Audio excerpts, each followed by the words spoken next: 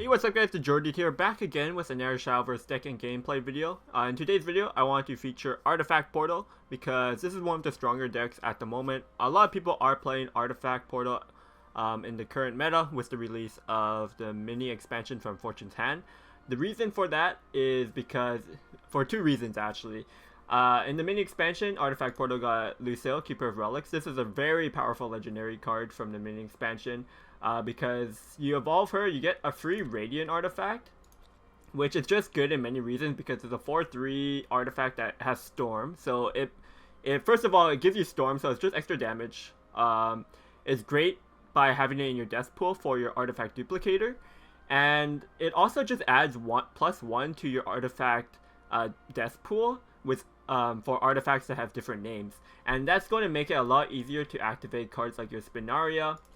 It's going to make your Vertex Colony do more damage, your Absolute Modesties do more damage, and also the Radiant Artifact, if you trade with it on your turn, it'll draw you an artifact from your deck.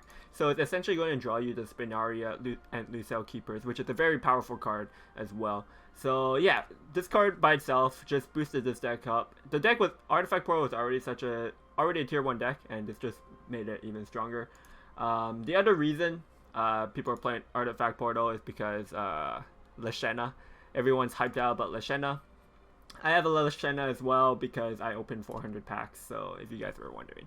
Other than that, the rest of the deck is pretty much the same. As you can see, we don't have the OTK combo anymore with the World and Ragna. That's mainly because the deck kind of just wins before turn 10 anyways, so having Ragna and the World in your deck could be a bit clunky.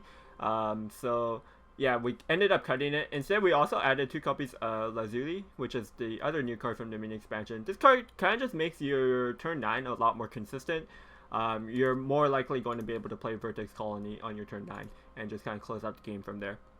So yeah, this is the build, or my build at least, for Artifact Portal. Let me know in the comments down below if you guys like playing Portalcraft right now. And if you enjoyed the video, make sure to give it a thumbs up and subscribe for more Shadowverse content. And thanks for watching, guys. I'll see you guys next time. Peace.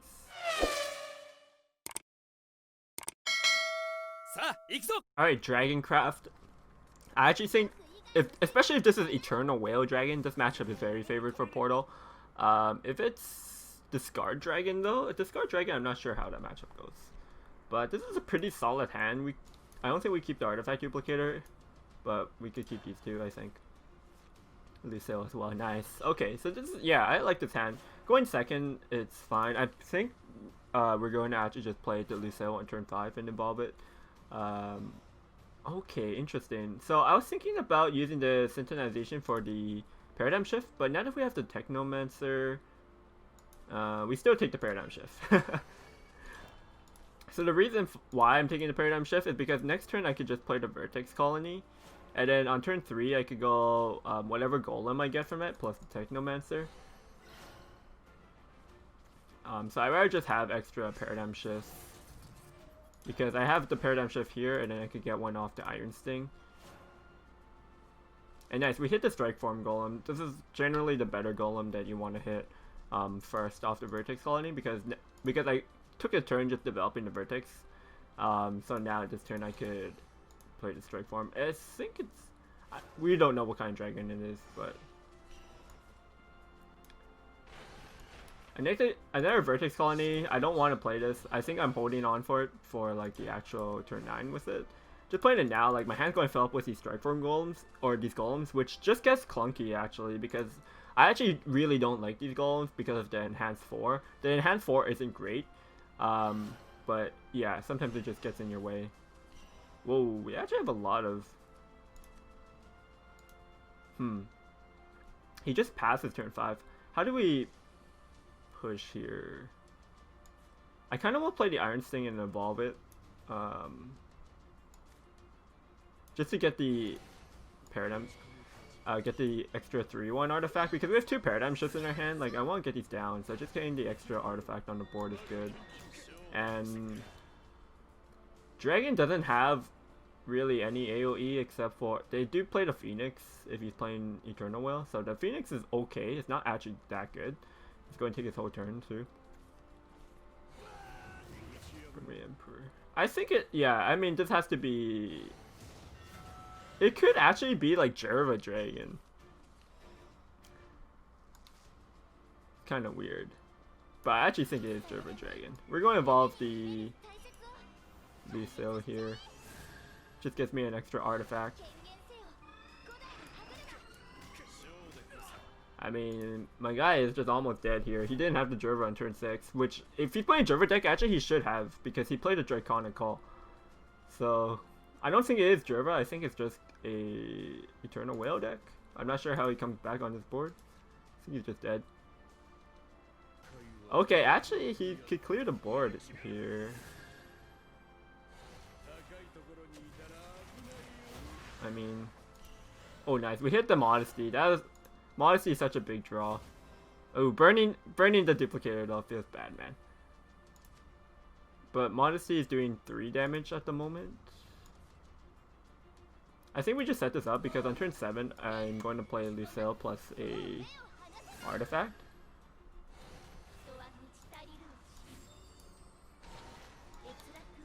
So, yeah. Goes down to 5. I have Lucille plus the Radiant artifact to put them down to 1. So I am 1 damage off at the moment. So he decides to, so he's going to set up the whale here.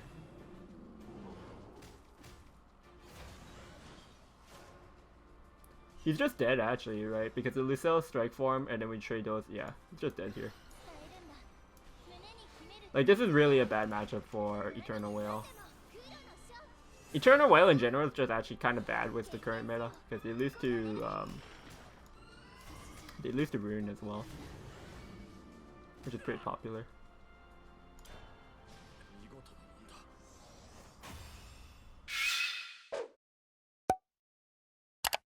Runecraft, probably Spellboost Rune. I'm just mainly seeing Spellboost Runes.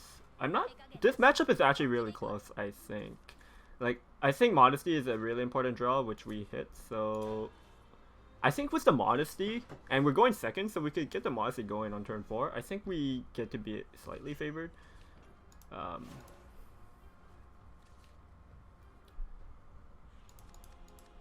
What do I want off the Synchronization? I might actually try to take, like, the Bifurcating Artifact. Yeah, I'm going to take the Bifurcating Artifact. I don't take this too often. But with this hand, I want to play the Android Artisan next turn into the Bifurcating Artifact on turn 3. Like, because we're going second, the Vertex Colony is not as good as going first, because you kind of fall behind on Temple, and while Spellboost Rune, they don't do too much early on, I think giving them time is kind of bad.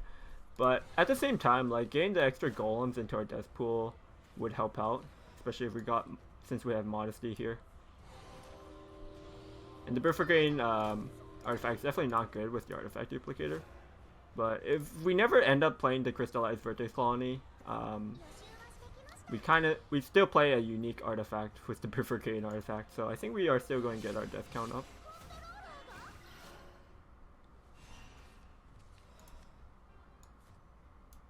But yeah, let's get this going.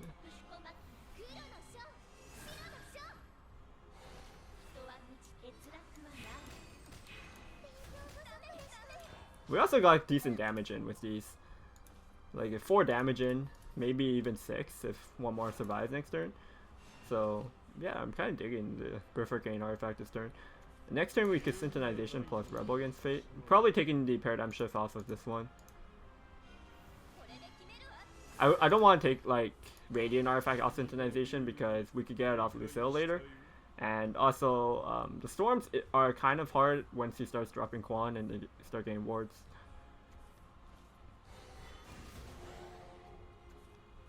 Oh, he has double magic augmentation. That's pretty sick.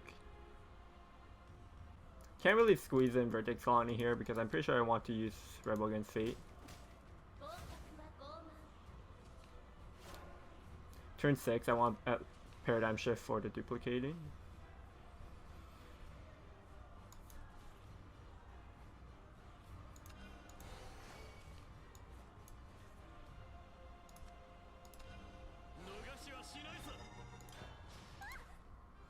The artifact duplicator probably won't be pulling out great artifacts.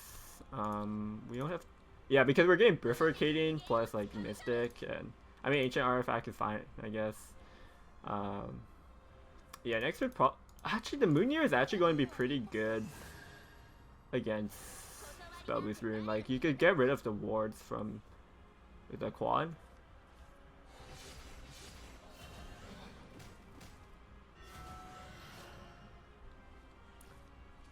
So right now, how much damage actually is our 3?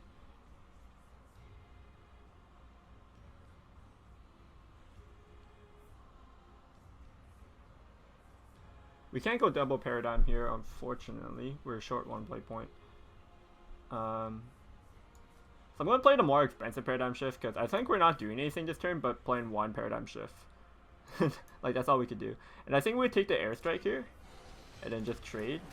Because that way we get the 2 damage ping, plus we're going to get the modesty damage.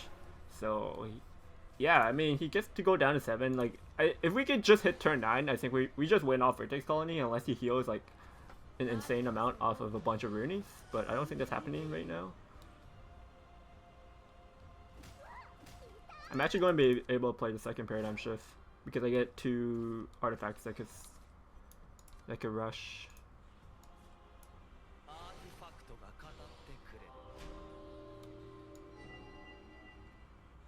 Am I using an Evo here? Yeah, so we might as well use an Evo here. Because we just have to Evo this turn and then turn 8, and then turn 9 is Vertex Colony, which kills him.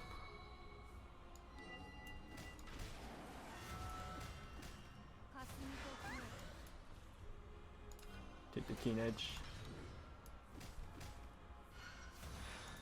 Yeah, I mean, this is like... Yeah, we just win. There's no way he beats me here. Yeah, I would have to say Portal is slightly favored just by how this game went out. Like, all we had to hit was Modesty. The rest of our hand was pretty average, I think. Like, you expect to see the Artifact Duplicator in turn 7.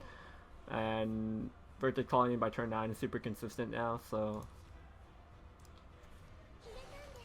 Oh, maybe going second was good, because on turn... Going second, Rune does want to... Evo quickly, like Evo Kyoka, start spell boosting. But I mean, he does have the Rooney here. Maybe he's not dead yet. But my Vertex Colony in total with the Modesty is going to be 10 damage. We're unfortunately short by 1 artifact for the artifact scan. I wonder if there's any board lock situations we could do, but he's going to trade stuff. And we can't board lock anyways because the Modesty would ping off a follower.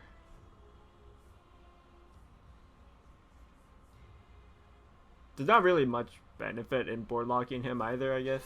Well, actually, that's not totally wrong, because it would stop him from playing Roonies. But yeah, we can't really board lock because of the duplicator has to trade, and then my ping is going to go off. Wait, we can win it. We can win if we hit the right artifacts off the scan. If we hit the airstrike, it would have been lethal because we had Moonir. I think we still Moonir for...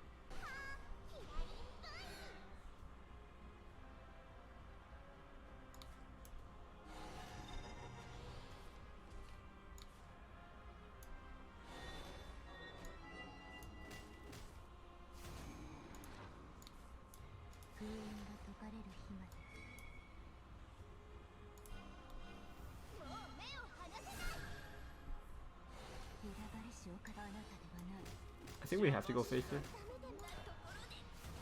I think we have to go face because if he plays multiple Roonies, I might not be out in range for the Vertex Colony. So like he has to play 3 Roonies to get out of the Vertex Colony range, and we denied like 3 spell boosts there. So he might not actually be able to get the Roonies spell boosted enough.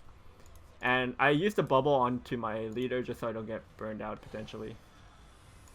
We did leave the Quan up though, so I don't know, like gain 7 damage in or letting him have Quan. Actually, Quan doesn't have the effect because I removed it with Moonir. So we're actually fine. It's actually worked out. He messed up the order there. I think he forgot that the Quan lost its effect too, just like me. which might have costed him because he'd be able to rush into here.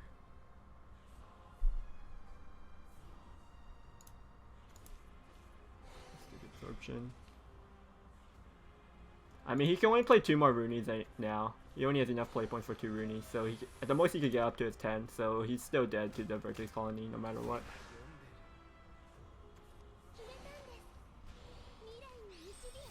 Don't think he had any outs, actually.